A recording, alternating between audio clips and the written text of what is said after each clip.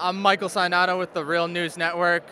We have with us Montana Congressional candidate Rob Quist. Mr. Quist, Greg Gianforte recently pled guilty to the incident with the Guardian reporter Ben Jacobs. Can you tell us a little bit about your thoughts on that and how do you think this incident influenced the campaign? Well, I think that really, in a lot of ways, he was kind of bullying my campaign throughout the whole thing. So this wasn't a surprise to me. But I guess people ask me about it, and I guess that to me, when you're running for office, this is nothing more than a job interview. And I think if you treated an interviewer that way, I mean, is this someone that you would hire for your company? So that's how I feel. And how do you intend to hold Mr. Gianforte accountable while he's in Congress? Well, I think that first of all, we have to as a nation and as the people of Montana, really hold all of our leaders accountable. And I think that I even when I called him to concede, I asked him to continue to listen to the people of Montana. How you run an election is really how you're going to run your office. And I tried to meet with as many people as possible, whereas he just kind of had just a few meetings. And so I think that's the difference between our campaigns. And do you have any advice for other progressives running, for office, based on your experiences that you learned? Well, I think that you should always just rely on your own gut instincts, and do what feels right for you, and also to make as many personal contacts as you can. Get in front of people, speak to as many different organizations that'll have you, and it's that personal connection that's going to make the difference.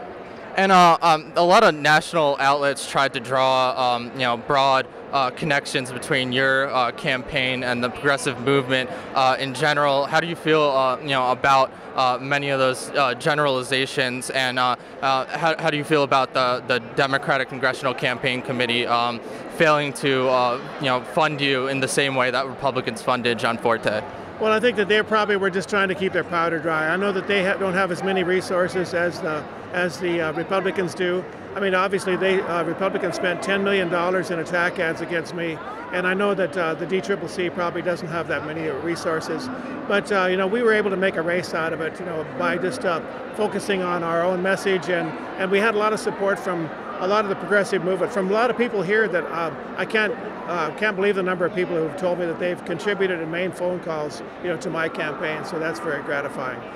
And you didn't run negative campaign ads. Do you regret doing that? Do you think it, negatively impacted your campaign, not doing that when the Republicans did? No, I don't think it did. In fact, one of the things I heard throughout the whole campaign is how people appreciated that I didn't go negative. And to me, that might have worked in the short term, but I think in the long term, that's a strategy I think it's going to pay off.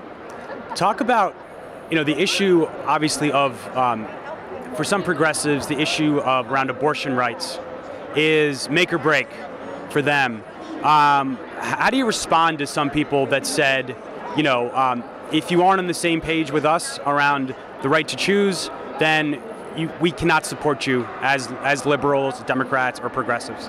Well, I think to me, I don't think anyone is really for abortion, because no one wants to see it. But on the other hand, I think that politicians should not be getting in the way of making decisions that should be between a woman and her doctor and her faith. That's people have to be in control of their own bodies.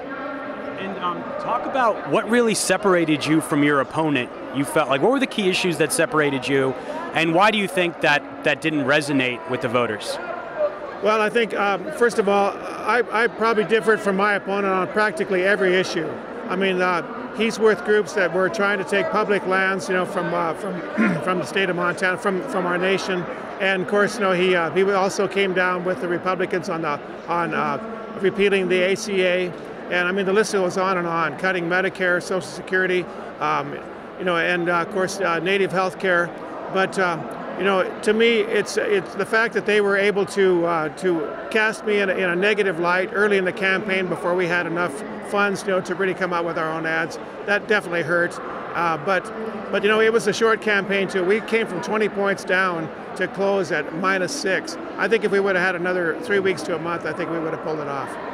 And talk about the lessons you have for other progressives running in red states. running in conservative states that Democrats need to win if they want real change in this country? I think the thing is that this message is starting to resonate.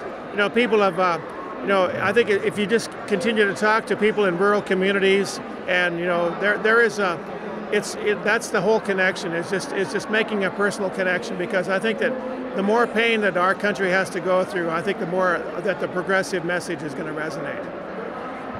And one of the big fights that's continuing under Trump and within the Democratic Party is the fight against the oligarchy. Have the Democrats taken that up on a national level and on a state and local level enough to really resonate with voters today?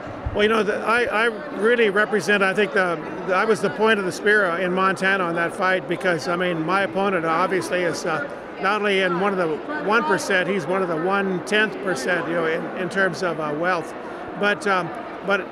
But once again, I think that we just have to get the message out about how we're standing for all the people, and being inclusive and not exclusive like the Republicans were. Where you have one group that is getting all the favors, and everybody else has to suffer. And so if we just keep getting that message out, it's going to resonate sooner or later.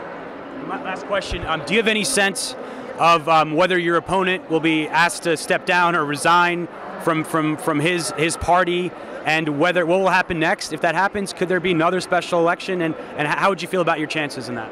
Well, I think first of all, that would be very expensive for the state of Montana, which in a lot of ways I think that really hurt me too. In my home county of Glacier County, just the fact that they didn't have the mail-in ballot, it cost our state $750,000 to throw this election.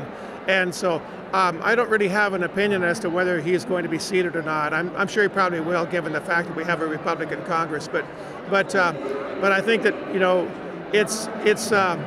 it would be very expensive, as I say, for Montana to run that. I was going to make the point that in my home county alone, instead of having 7 polling stations, they could only afford 2.